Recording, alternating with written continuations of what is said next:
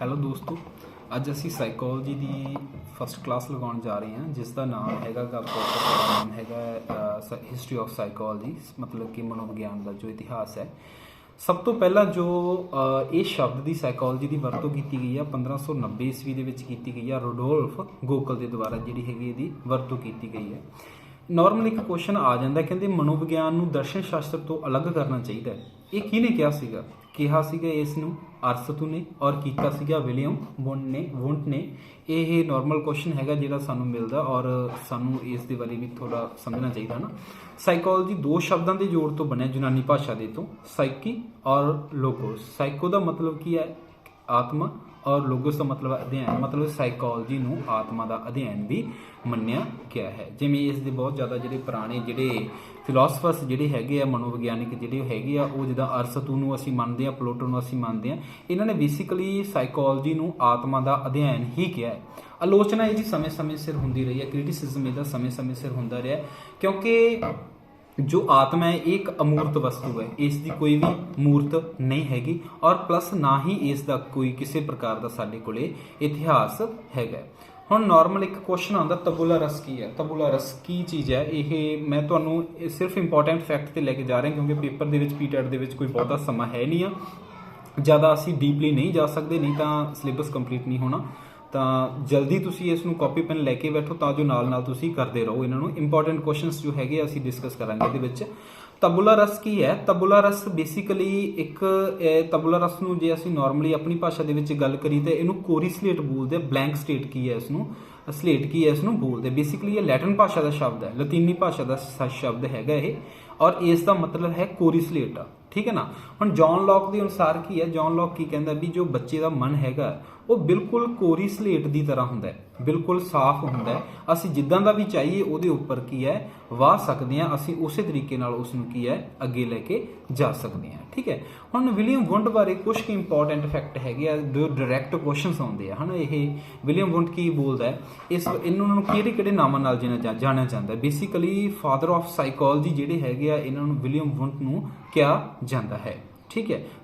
ਜ਼ਿਆਦਾ ਸਮਾਂ ਨਹੀਂ ਹੈਗਾ ਕਿ ਮੈਂ ਲਿਖ ਕੇ ਤੁਹਾਨੂੰ ਸਮਝਾ ਸਕਾਂ, ਔਰ ਨਾ ਹੀ ਇੰਨੇ ਜ਼ਿਆਦਾ ਰਿਸੋਰਸਿਸ ਹੈਗੇ ਆ ਕਿ ਮੈਂ ਇਸ ਤਰੀਕੇ ਨਾਲ ਕਰ ਸਕਾਂ। ਮੈਂ ਤੁਹਾਨੂੰ ਬੋਲ ਕੇ ਹੀ ਸਮਝਾਵਾਂਗਾ। ਜੋ ਵੀ ਹੈ ਤੁਸੀਂ ਆਪਣਾ ਕਾਪੀ ਪੈਨ ਕੋਲ ਰੱਖੋ, ਤਾਂ ਜੋ ਤੁਸੀਂ ਵੀਡੀਓ ਨੂੰ ਪਾਉਜ਼ ਕਰਕੇ ਸਮੇਂ-ਸਮੇਂ ਤੇ ਤੁਸੀਂ ਆਪਣੀ ਇਸ ਇੰਪੋਰਟੈਂਟ ਫੈਕਟ ਨੂੰ ਨੋਟ ਕਰਦੇ ਰਹੋ। ਮੈਂ ਸਮੇਂ-ਸਮੇਂ ਸਿਰ ਤੁਹਾਨੂੰ ਦੱਸਦਾ ਰਹਾਂਗਾ, ਸਾਰੀਆਂ ਵੀਡੀਓਜ਼ ਦੇ ਵਿੱਚ ਤੁਹਾਨੂੰ ਇਦਾਂ ਹੀ ਮਿਲਣਗੇ। ਮਨੋਵਿਗਿਆਨ ਦਾ ਜੋ ਪਿਤਾਮਾ ਹੈਗਾ ਉਹ ਵਿਲੀਅਮ ਵੁੰਟ ਨੂੰ ਕਿਹਾ ਜਾਂਦਾ ਹੈ। ਔਰ ਪਲੱਸ ਕਈ ਵਾਰ ਕੁਐਸਚਨ ਇਹ ਆ ਜਾਂਦਾ ਹੈ, ਫਾਦਰ ਆਫ ਐਕਸਪੈਰੀਮੈਂਟਲ ਸਾਈਕੋਲੋਜੀ, ਮਤਲਬ ਕਿ ਪ੍ਰਯੋਗਾਤਮਕ ਮਨੋਵਿਗਿਆਨ ਦੇ ਪਿਤਾਮਾ ਕੌਣ ਹੈ? ਇਹ ਵੀ ਵਿਲੀਅਮ ਵੁੰਟ ਹੀ ਹੈਗੇ ਆ। ਔਰ ਇਹ ਕੀ ਆ, ਇਹਨਾਂ ਨੇ ਅੰਤਰਦਾਰਸ਼ਨਿਕ ਵਿਧੀ ਦੇ ਜਨਕ ਵੀ ਹੈਗੇ ਆ। ਇਹਨਾਂ ਨੇ ਜੋ ਹੈਗਾ ਇੰਟਰਸਪੈਕਸ਼ਨ ਮੈਥਡ ਜੋ ਹੈਗਾ ਉਹ ਵੀ ਇਹਨਾਂ ਨੇ ਹੀ ਕੀ ਹੈ ਇਨਵੈਂਟ ਕੀਤਾ। ਠੀਕ ਹੈ। ਇੰਪੋਰਟੈਂਟ ਕੁਐਸਚਨਸ ਹੈਗੇ ਆ। ਵਿਲੀਅਮ ਵੁੰਟ ਦੀ ਮਤਲਬ ਕਿ ਵਿਲੀਅਮ ਜੇਮਸ ਅੱਗੇ ਕੰਟਰੀਬਿਊਟ ਜੇ ਅਸੀਂ ਦੇਖੀਏ ਥੋੜਾ ਜਿਹਾ, ਵਿਲੀਅਮ ਜੋ ਜੇਮਸ ਹੈਗੇ ਆ, ਉਹਨਾਂ ਨੇ ਇੱਕ ਬੁੱਕ ਲਿਖੀ ਸੀਗੀ ਮਨੋਵਿਗਿਆਨ ਦੇ ਸਿਧਾਂਤ। ਠੀਕ ਹੈ ਨਾ। ਤਾਂ ਇਸੇ ਬੁੱਕ ਦੇ ਅਕੋਰਡਿੰਗ ਇਹਨਾਂ ਨੂੰ ਆਧੁਨਿਕ ਮਨੋਵਿਗਿਆਨ ਦੇ ਪਿਤਾਮਾ ਮੰਨਿਆ ਜਾਂਦਾ। ਇਹ ਵਿਲੀਅਮ ਜੇਮਸ ਹੈਗੇ ਆ। ਵਿਲੀਅਮ ਜੇਮਸ, ਮੈਂ ਦੁਬਾਰਾ ਬੋਲ ਰਿਹਾ, ਵਿਲੀਅਮ ਜੇਮਸ ਨੂੰ ਆਧੁਨਿਕ ਜੋ ਮਾਡਰਨ ਮਤਲਬ ਕਿ ਸਾਈਕੋਲੋਜੀ ਹੈਗੀ ਆ ਉਹਨਾਂ ਦੇ ਕੀ ਮੰਨਿਆ ਜਾਂਦਾ? ਪਿਤਾਮਾ ਮੰਨਿਆ ਜਾਂਦਾ, ਮਤਲਬ ਫਾਦਰ ਉਹਨਾਂ ਨੂੰ ਮੰਨਿਆ ਜਾਂਦਾ ਹੈ। ਠੀਕ ਹੈ। ਇੰਪੋਰਟੈਂਟ ਫੈਕਟ ਹੈਗਾ ਇਹ। ਔਰ ਇਹਨਾਂ ਦੀ ਬੁੱਕ ਸੀਗੀ, ਬੁੱਕ ਵੀ ਪੁੱਛ ਲਓ ਤਾਂ ਤੁਹਾਨੂੰ ਦੱਸ ਰਿਹਾ ਮੈਂ, ਮਤਲਬ ਕਿ ਵਿਲੀਅਮ ਜੇਮਸ ਨੇ ਇੱਕ ਬੁੱਕ ਲਿਖੀ ਸੀ ਜਿਹਦਾ ਨਾਮ ਸੀ ਮਨੋਵਿਗਿਆਨ ਦੇ ਸਿਧਾਂਤ। ਕਈ ਵਾਰ ਕੁਐਸਚਨ ਆ ਜਾਂਦਾ ਮਨੋਵਿਗਿਆਨ ਦੇ ਸਿਧਾਂਤ ਜੋ ਹੈਗੀ ਹੈ ਬੁੱਕ ਕਿਸ ਨੇ ਲਿਖੀ ਹੋਈ ਹੈ? ਤਾਂ ਇਹ ਵਿਲੀਅਮ ਜੇਮਸ ਨੇ ਕੀ ਹੈ ਲਿਖੀ ਹੋਈ ਹੈਗੀ ਹੈ। ਠੀਕ ਹੈ ਜੀ। ਹੁਣ ਮਤਲਬ ਕਿ ਜੇ ਅਸੀਂ ਨਾਰਮਲ ਗੱਲ ਕਰੀਏ ਤਾਂ ਇਹ ਕਹਿੰਦੇ ਵੀ ਇੱਕ ਵਿਅਕਤੀ ਦੇ ਸਾਰੇ ਤਜਰਬੇ ਸੁਚੇਤ ਨਹੀਂ ਹੁੰਦੇ, ਪਰ ਜ਼ਿਆਦਾਤਰ ਕੀ ਹੁੰਦੇ ਆ ਤਜਰਬੇ ਚੇਤਨ ਹੁੰਦੇ ਆ। ਜੋ ਵੀ ਅਸੀਂ ਐਕਸਪੀਰੀਅੰਸ ਕਰਦੇ ਹਾਂ ਆਪਦੀ ਲਾਈਫ ਦੇ ਵਿੱਚ, ਸਾਡੀ ਲਾਈਫ ਦੇ ਵਿੱਚ ਡੇਲੀ ਬਹੁਤ ਸਾਰੀਆਂ ਘਟਨਾਵਾਂ ਹੁੰਦੀਆਂ, ਉਹਨਾਂ ਦੇ ਵਿੱਚੋਂ ਬਹੁਤ ਸਾਰੀਆਂ ਘਟਨਾਵਾਂ ਜੋ ਹੈਗੀਆਂ ਅਸੀਂ ਆਪਦੇ ਤਜਰਬੇ ਦੇ ਮੁਤਾਬਕ ਸਿੱਖਦੇ ਹਾਂ, ਔਰ ਅੱਗੇ ਤੋਂ ਜਾ ਕੇ ਉਹਨਾਂ ਦੇ ਪ੍ਰਤੀ ਕੀ ਹੋ ਜਾਂਦੇ ਅਸੀਂ ਅਵੇਅਰ ਜੋ ਹੈਗੇ ਆ ਹੋ ਜਾਂਦੇ ਹਾਂ। ਠੀਕ ਹੈ। ਹੁਣ ਜੋ ਮਨ ਦੀਆਂ ਤਿੰਨ ਅਵਸਥਾਵਾਂ ਨੂੰ ਦੱਸਿਆ ਗਿਆ, ਸਭ ਤੋਂ ਪਹਿਲਾਂ ਚੇਤਨ ਜੋ ਹੈਗਾ ਮਨ ਹੈਗਾ, ਦੂਜਾ ਅਵਚੇਤਨਾ, ਔਰ ਤੀਸਰਾ ਅਚੇਤਨ ਹੈ। ਜੇ ਅਸੀਂ ਇੰਗਲਿਸ਼ ਦੇ ਵਿੱਚ ਗੱਲ ਕਰੀ ਤਾਂ ਕੌਨਸ਼ੀਅਸ ਮਾਈਂਡ ਹੋ ਗਿਆ, ਸਬਕੌਨਸ਼ੀਅਸ ਮਾਈਂਡ ਹੋ ਗਿਆ, ਔਰ ਅਨਕੌਨਸ਼ੀਅਸ ਮਾਈਂਡ ਹੋ ਗਿਆ। ਤਿੰਨ ਸਟੇਜਸ ਜੋ ਹੈਗੀਆਂ ਸਾਡੇ ਮਨ ਦੀਆਂ ਹੈਗੀਆਂ। ਹੁਣ ਜੇ ਅਸੀਂ ਚੇਤਨ ਮਨ ਦੀ ਗੱਲ ਕਰੀਏ, ਕੌਨਸ਼ੀਅਸ ਮਾਈਂਡ ਦੀ ਗੱਲ ਕਰੀਏ, ਤਾਂ ਬਹੁਤ ਸਾਰੀਆਂ ਚੀਜ਼ਾਂ ਨਾ ਸਾਨੂੰ ਯਾਦ ਹੁੰਦੀਆਂ। ਜਿੱਦਾਂ ਅਸੀਂ ਤੁਹਾਨੂੰ ਨਾਰਮਲ ਕੁਐਸਚਨ ਪੁੱਛਿਆ ਜਾਵੇ, ਦ ਕੈਪੀਟਲ ਆਫ ਇੰਡੀਆ ਅਸੀਂ ਬੋਲਦੇ ਨਾਲ ਦੀ ਨਾਲ ਨਿਊ ਦਿੱਲੀ। ठीक है।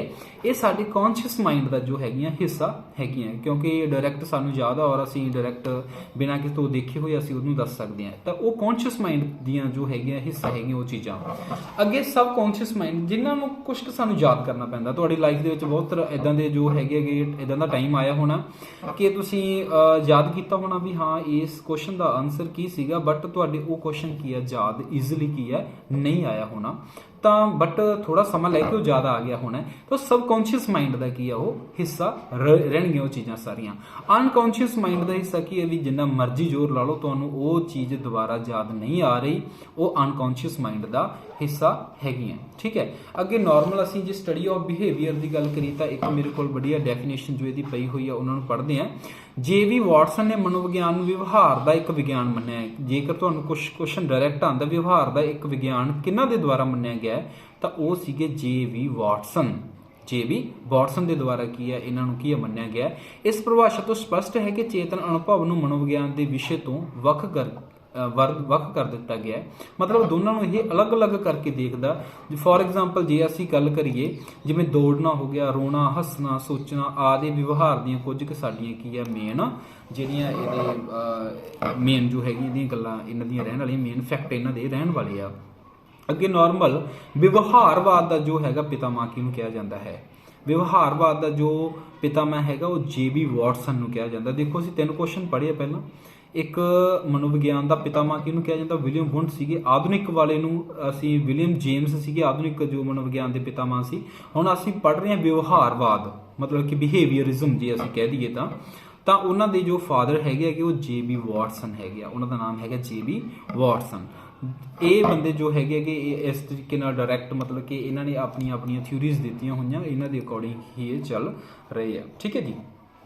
तो जो असी पढ़िया हिस्टरी ऑफ जो साइकोलॉजी है ये इन्ने की ज़्यादा वधिया फैक्ट जो सीगे लगे भी ये पेपर के डायरैक्ट आ चल सकते हैं और वही तुहाडे नाल डिस्कस किए गए हैं। तो वीडियो नूं शेयर करो, लाइक करो, अपने दोस्तों के भी वध तो वध शेयर करो और चैनल नूं सबसक्राइब करो तो जो सारिया वीडियोज़ तुहानूं टाइम टू टाइम इस चैनल के उपर तुहानूं मिलदियां रहन। Thank you so much. मिलते हैं नैक्सट वीडियो के।